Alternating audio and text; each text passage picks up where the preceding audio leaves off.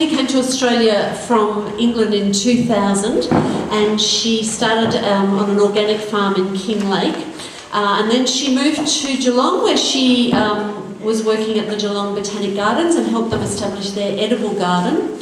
Her passion for edible gardens, and also she did some postgraduate studies in urban agriculture, led her to set up the enterprise we're going to hear about today, called 2 and 5. So here's Katie.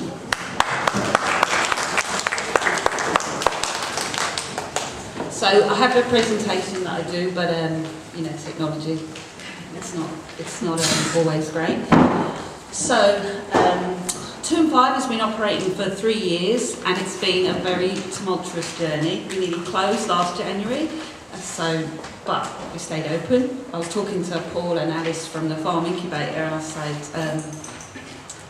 your failings are part of the journey. It's how we learned so much from the fact that we nearly closed. It was just, and now, you know, 8 months later, we're going from strength to strength. We're really close to breaking even, and it was the best thing that ever happened to us. I nearly had a nervous breakdown. That wasn't maybe so good, but it was the best. The fact that we nearly closed was absolutely awesome. So when you do your food journey, whatever it is, don't get disheartened. It's really difficult, but you know, you get there in the end if you just keep struggling. So we now employ 6 people part-time and sell over 3,000 kilos of fruit and vegetables a month. But let me give you a bit of a background on how we started.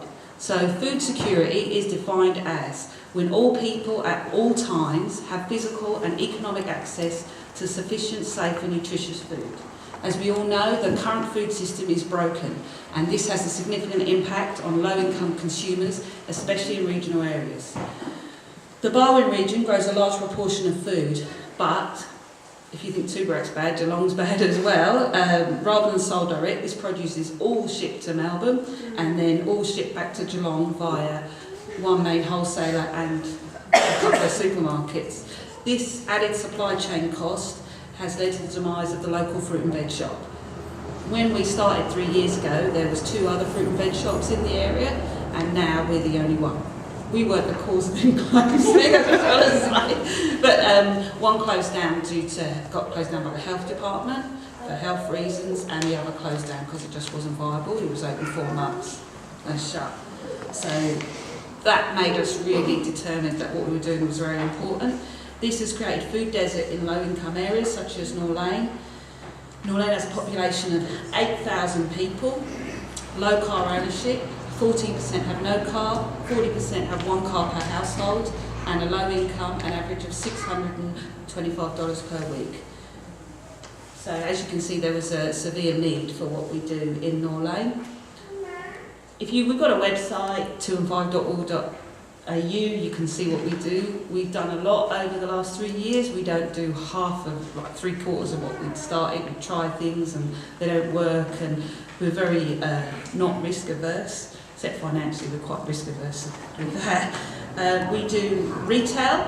We operate a fruit and vegetable shop in Labuan Square. This was once a central shopping hub for Norlane and now has become quite run down. I thought it was run down because only about 40-50% of the shops are open. But then I was talking to someone about central Geelong and general retail occupancy rates, and it's pretty average. So, in fact, it's probably higher than average. So I was like, maybe it's not so run down, maybe it's just a general trend in retail. We're seeing customers from outside the area come and do their shopping with us, which I've spoken to other people that run community food enterprises, and they said that was one of their biggest barriers, was getting people from higher income suburbs, but they don't seem to mind. They just come along and get mostly what they need. We also just opened a cafe 3 months ago within the shop, selling healthy food. We deliver fruit boxes to local businesses. Shell's one of our biggest customers. We provide a couple to Melbourne Health and a few other people in Geelong, Little Creatures. We supply fruit for their workers. And we also run a CSA from the shop, Community Support Agriculture. And the shop contributes.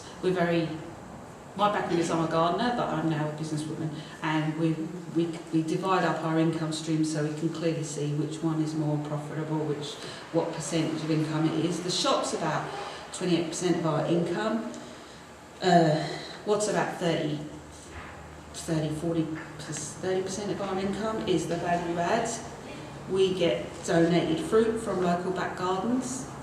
Sometimes they bring it in and swap it, so they might say, I've got a grapefruit tree, I'll bring you all the grapefruits, and I'll say, do you want anything? And sometimes they go no, and sometimes they say, oh, I'll have half a pumpkin and a couple of potatoes. And there's not many places you can walk in and change your grapefruit for bananas or whatever it is you don't grow, and that works really well. And sometimes they take money, and we're happy with that. We pay 60% of what we get from our wholesaler, so and everyone's happy with that.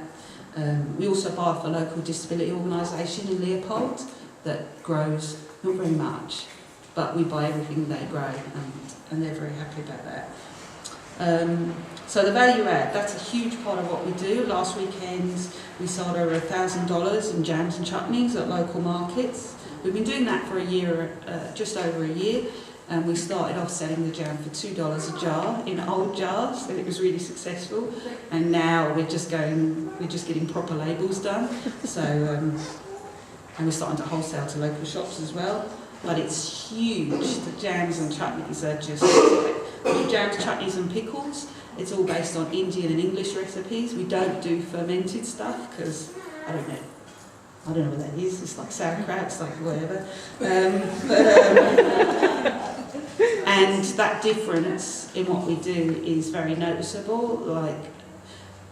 And having a point of difference in a value add product is very good. Last Christmas we were involved in selling hampers through social traders in the Good Gift Shop, and this Christmas I'm going to do a plug. Do your Christmas shopping on the Good Spender website. It's a group of social enterprises like us, and you can get all your Christmas shopping and know you're supporting local people in Victoria and Australia to make good things happen. So we now employ 2 people specifically to run the markets, and both these women are vulnerable job seekers, and one has a severe mental health issue and came to us with really high anxiety, wouldn't leave home, and now she's our best saleswoman at the market, and you'd never guess she couldn't leave her house because, oh Jesus, she's a good saleswoman. And we're about to probably, in the new year, probably employ a 3rd woman to run the markets as well. We also sell our fresh produce once a week at local farmers markets. So as you can see from some of the pictures, we've also got a market garden, which we started in last September. This is what I really want to do. Someone said, what's your food dream? And I said, to not be the general manager of food still and just be on the market garden 7 days a week. My partner thinks I'm having an affair with the garden because he never sees me. But those of you who grow stuff, you know it's just in your blood. You try and do something else, but you can't help it. We got a licence to grow on 7 acres of land supplied by Geelong Grammar. It took 1 year of negotiations with them, and then we started the paperwork, and that took another year. But it's good. Things take a long time. We've got a farmer mentor, Darren Aitken, he's very knowledgeable about biodynamics. He's been running a biodynamic market garden for 16 years. And in biodynamics, it operates as a guild system, so the farmers support the new farmers coming through. And he's just found us a tractor implement that would normally cost like $2,500, and he got it for us for $800 and that kind of thing. And he helps us with techniques and points us out where we're going wrong and that kind of thing. And he also sells us his crop remains. So he'll say to me, right, I've picked all my beetroot, what's left in the ground I can't sell. We go and pick it and we make it into chutneys and also sell it at the market. He's happy, we're happy, it's all good. And while we're there, we get to see, more how he's farming. Our model is nothing new. There are many growers turning to retailing their product direct rather than going through the wholesale market. There's even a shop in Bacchus Marsh called, I can't remember what it's called, but they are market gardeners. They've got a shop and a cafe. They make their own jams and chutneys. They've done a box delivery scheme. So there's nothing unusual in what we do. It's just that people say, I wouldn't do it in Norlane if I was going to do a for-profit model. I wouldn't even have a shop, actually, to be honest. But the shop is our social purpose. I believe that the food system isn't working for all consumers, but those hardest hit are the most vulnerable in our society. The most exciting aspect of this enterprise is, I really enjoyed that lady talking about food stories, is the stories from my volunteers and interns and workers about, and myself, about how the enterprise has changed their lives. Our main cook, he was unemployed for 17 years, came to us as a volunteer because he's very community minded, just wanted to get involved. Now he works 3 days a week at the moment. In about 3 months he'll be with us full time. He's done extra training. He deals with all our suppliers, cooks all the jams, does all the. It's amazing, you know. He was unemployed for 17 years. The lady that ran the market has severe, as I said before, has severe mental health issues. We've got a young mother who's growing in lots of ways and trying to bring her family out of poverty.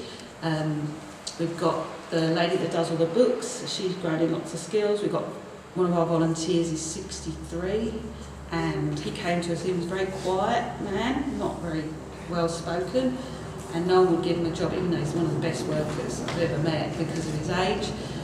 You can't keep him away. He's with us 6 days a week. He absolutely loves it, and he's actually now got a seat on the board as a volunteer.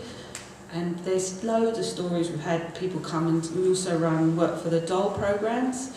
We've had people come, and it's Work for the Doll, but Work for the Doll has 10% people, about 5 to 10% people go on to get work. With unpaid work experience, it's 40%, and that's, I reckon, we have 40% of people that come and do Work for the Doll go on and get work or education or other things in their lives that need changing. So we've got people that come and get jobs, which is great, after they leave us, or because their self-confidence is built up. We've got people that, one guy came and then went into rehab, and now he's gone back to school to learn how to read and write and do maths, and then he's coming back to us this year, in the new year, to join our internship program. So he had a great journey this year, you know. It's like he's sorted out his personal relationship, his housing, everything. We don't always have successes. Some people just, you know, but their life's still better for coming involved in us. I see 2 and 5 as a model that can be replicated across the state. Not by me, by other people. We worked that out pretty early on. And I don't know what your situation is in your community, only you know. So we can say, this is what we did, this worked. You do what works best for your community. We're already working with Burnie, which is very, very similar to Geelong in Tasmania, to help them replicate the model. It's a bit of a two-way street with them. They're like, we're going to go over there and learn from their chef how to prepare low-cost ready meals that we can sell for our cafe, and they're going to come to us and learn from the market garden and how we do different things. They've already decided they're not going to do jams and chutneys, because being Tasmania, everybody makes. You should go to the local market, everyone stalls bloody jams and chutneys. So they're not going to do it, and they don't have any corporates to supply fruit boxes to. We forget that low-income communities have great resilience and skills. People from outside the suburb always say to me, oh, do people in Norlane know about good food and eating healthy? I'm like, are you joking? It's like a heavily migrant population, and the one thing is when you're on a low income, you've got to be inventive, because how many ways can you cook a potato? You know, it's just, that's how I grew up. Mum would just say, right, I've got this. We'd have dal at the end of the month, because, I mean, I was lucky Mum was a cook, but, you know, you've got to be inventive with what little you've got. And also, if you're starting at the bottom, you're more prepared to change things, because you've got to change things, there's no choice.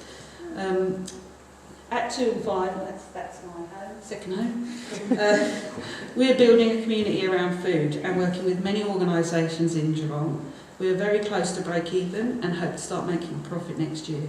I'm very proud to work with the Norlane community, and I really believe that it would not have worked so well without the strong sense of community that exists in the suburb.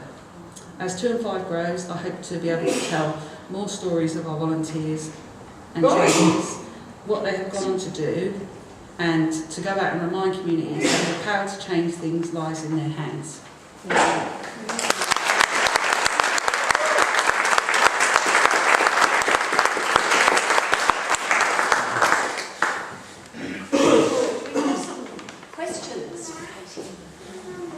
So where did you actually start with 2 and 5?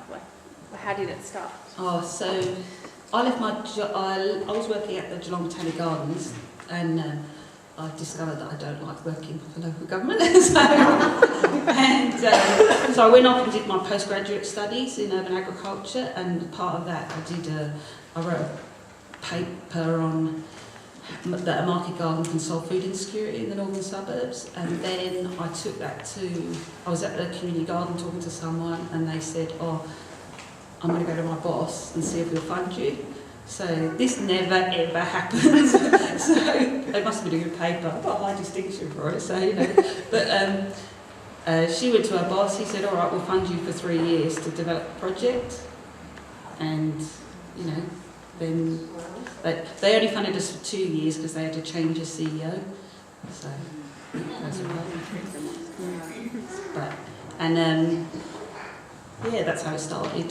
But I've been working in the field for a long time. Everyone in Geelong knows me as the lady you ask about growing vegetables. So maybe not everyone in Geelong, but so that was a good start. How would you engage with your community to come and buy fabulous foods that you're selling through your shop? Well, we started with food swaps. So while I was writing looking at the research and developing the business model, we were doing food swaps. We did 3 food swaps in Crowe and Norlane, and I'd already developed a couple of community garden projects and been teaching gardening in the community for 2 years previous to starting this. So it was just about going and talking to people and engaging with people I already knew, and people already knew what I wanted to do. Then we did a small 1 day a week market at a local neighbourhood house and just bought in veggies and sold them, and that was okay, but we discovered that what people wanted was actually a place to come and talk about food, and it needed to be every day. So then another church group ran a cafe in Labyrinth Square, and I went and said, oh, you've got a back room that you don't really use, can we use that to run a shop as a pilot? And it's just, and Norlane's really got a really strong community, so it only worked because they knew I'd been working there for a long time doing gardening, so everybody knew me, so just word of mouth really, and talking to, I think one of the first things we did was it's classic community development, went and talked to all the major stakeholders, went and engaged, it was it wasn't anything special, so that's how we engaged. Katie, you mentioned that you had funding initially, Yeah. 3 and then 2 years, and then you talked about breaking even, so transition to a more commercial model. Well, we're a not-for-profit, we're a social enterprise, so but we don't rely on grants, which don't rely on grants because there's not enough out there. So the idea is we developed our model with social traders, and they drew up the business plan, cash flow, blah blah blah.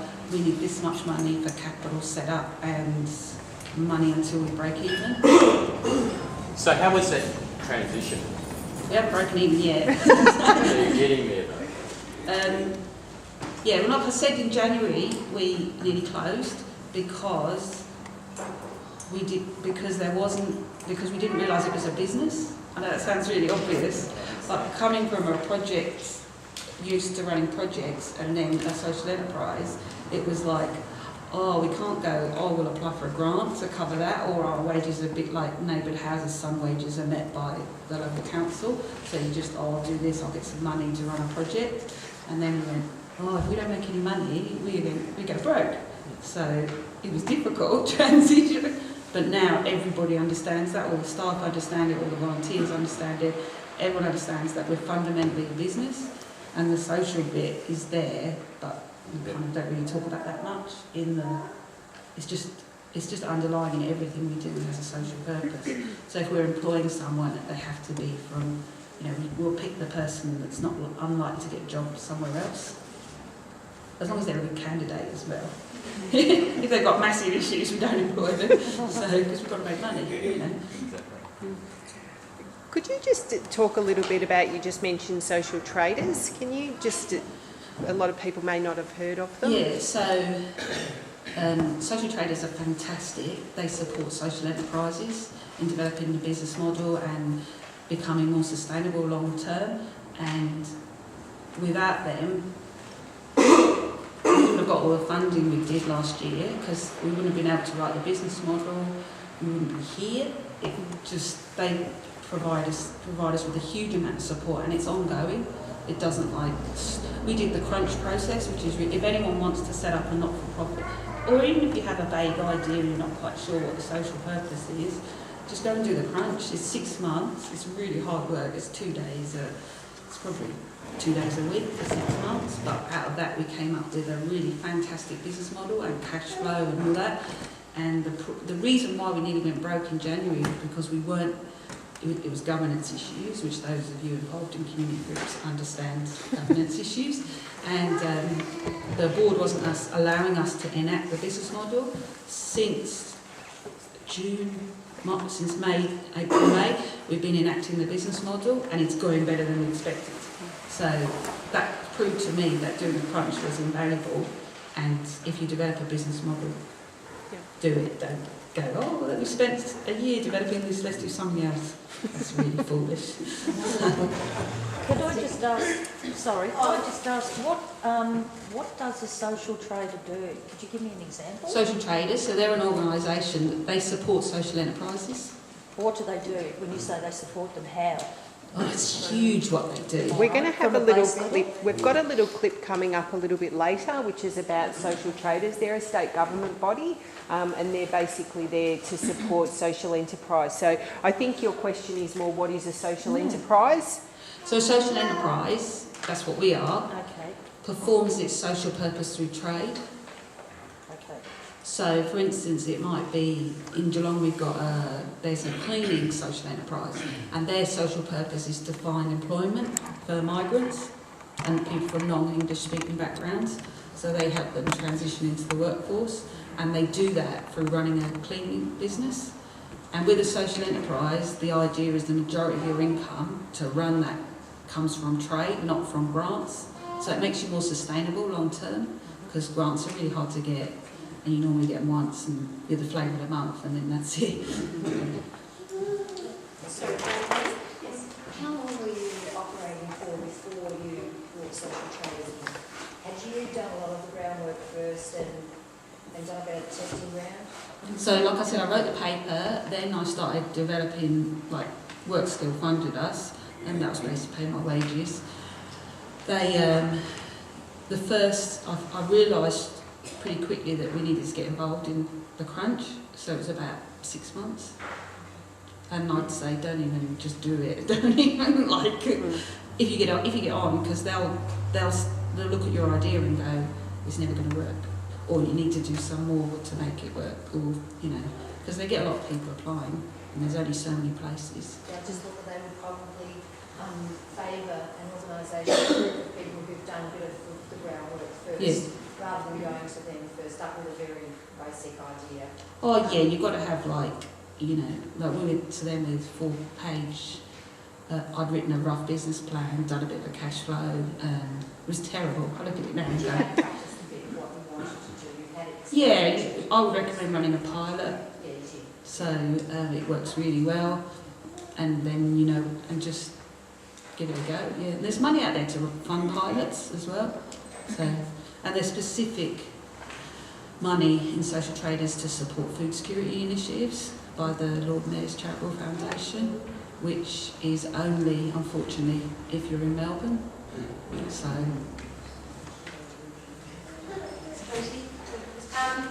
Just having, and we're probably all on the same page, that energy that drives you to do all these wonderful things, but you see, as you said, your energy runs out. Yeah. And so I think, from my experience, we need paid coordinators. So what sort of money and pay do you sort of spend on paid wages? Yeah, so I'm paid 1 day a week to run an organisation, to do which is enough. It wasn't enough in the beginning, obviously, but so it was 3 days a week for the first 2 years, first 2.5 years, and then it's gone down to 1 day a week, which I'm happy with, because that gives me enough time to run the business. Then we've got another lady that does all our books, all our volunteer stuff and all our admin, and she works 3 days a week. Then we've got another guy, and she's paid. We've got another guy that runs the cafe, liaises with our suppliers and does all the cooking, and he's paid 3 days a week. We've got a young girl that comes in and works on Saturdays, and she's paid, and she also covers Jason when he goes on way or whatever. She works instead of him. Then we've got the lady that runs the market, she's paid. So it's about a third of our workforce is paid, and the other 2/3 are not paid, but some of them work for the Dole and some are volunteers. So it's probably about 70% work for the Dole and the rest is volunteers. And we do get paid for the work for the Dole programs. But I would think very carefully about running work for the Dole programs, because you have to have a particular skill set. Because if people haven't got work, there's normally a really good reason why they haven't got work. So it can be quite challenging. So do you have a figure that you just spend on wages? So when we work with social traders, we developed a cash flow and our wages, and our wages are about 40% of our expenditure, and we developed that so that we can see it breaking even. So we have so much income, so much cost of goods, fixed expenses and wages, and the wages is one of our largest costs, then cost of goods, and then operating expenses are quite low, because when you're in a low resource disadvantaged community, rent's cheap. And we're just about to get solar panels for the shop, because one of our biggest expenses is electricity. So we're hoping to get, we'll be about, I think we worked out, and for the farm as well, for our packing shed, it'll probably be about 30,000 set up, but our electricity bill is 8,000 a year. So, and someone will pay for that initial capital cost, but that means in saving, we reckon it will save us about 5,000 a year, and that will enable us to employ someone else. So I know what you're saying, you've got to pay people, and that's why social enterprise model is good, because you're earning an income, so you can pay people. Yeah, to keep the drive going, passion goes so far. Well, I read something on the internet that was interesting, and I would say this is true. Don't set up a social enterprise as an employment opportunity, because you will do more unpaid hours than paid hours. So, I would have been better off staying in my job with Geelong Botanic Gardens and setting up a social enterprise, but I'm happier. So, and how much money do you need to live on? I worked out how much I needed, and that was enough. So, One last question over here. The corporate side of things, was it from the social side of things that they came to you, or is it something that you've initiated, and how does that sort of fit in? So we supplied fruit boxes to local businesses, and that's about 16% of our income. 16. So is that food boxes to individuals in those businesses? No, the fruit boxes, the businesses buy the fruit boxes for their staff. There's a big business called Fruit Work which does it in Melbourne. So some businesses go, well, we've got offices in 3 different towns, so we'll go with them. So you have to try and... social traders work really hard on making businesses and government understand that when you buy from a social enterprise, it's called social procurement, you're getting a triple benefit. Yes. You're getting the product, you're getting the social benefit, and also the economic benefit, because your local environment is, so it's this argument for local food, it's just... But with Shell's... Oh, no one here from Shell? Shell is a massive polluter in Geelong, and is probably one of the reasons Norlane has really high rates of cancer. So they hand out money to the local community. So we got their order because everyone knows why. I'm like, they're there, they're not going to go anywhere. They employ 500 people. Might as well take their money. Some people go, oh, how would you take the money? Because it's $2,000 a month. That's why. And they're still going to be polluting Norlane, but I'm not affecting their business model in any way. And then the other ones, it's growing as we get known, and little creatures bought off us because the HR lady used to work for Shell. So, and it's just, our business is growing by word of mouth. We don't spend very little on advertising. It's a waste of money. So. Well, fantastic.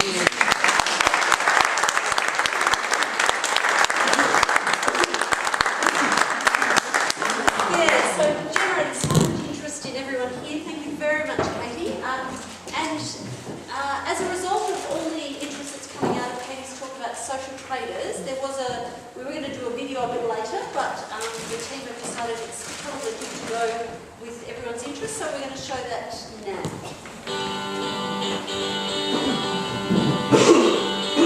Social traders really exist to make it easy to start and run a social enterprise in Australia. We're a specialist social enterprise development organisation, and we put a lot of focus around the commercial viability of social enterprises. We really do three things. We build capability, so we spend time building the skills of the people that we work with. Social enterprises, like all businesses, need access to finance and investment. So we try to develop investment-ready social enterprises through our capability work, and then we find investors. And we open up market opportunities for social enterprise. And we do all of that work in partnership with other organisations. We work with QUT to undertake research. We're working with Melbourne Business School also as a research partner and as well as a crunch partner. So everything we do translates to resources that can be shared with other people to make their work easier to generate the social impact that we want to see. Social Traders was established in late 2008. I seem to remember sitting around a table at the Brotherhood of St Lawrence with a few key people, including Mark Daniels, who's still with Social Traders, which is fantastic, and saying, wouldn't it be great if there was an organisation dedicated to getting social enterprise off the ground and into mainstream thinking. We're really proud of our achievements in the first 5 years. The Crunch has incubated 26 startups and enabled access to $2.5 million in investment. We've worked with approximately 50 existing social enterprises to increase their long-term viability. Some saw annual turnover double in 18 months. And we've worked with governments and businesses to expand social procurement, adding hundreds of millions of dollars towards employment for disadvantaged Australians. Social Traders is based in Melbourne. However, our work and our programs have national reach. It's exceeded my expectations tenfold. The organisation has a shape and a form now that I couldn't have imagined in 2007, 2008.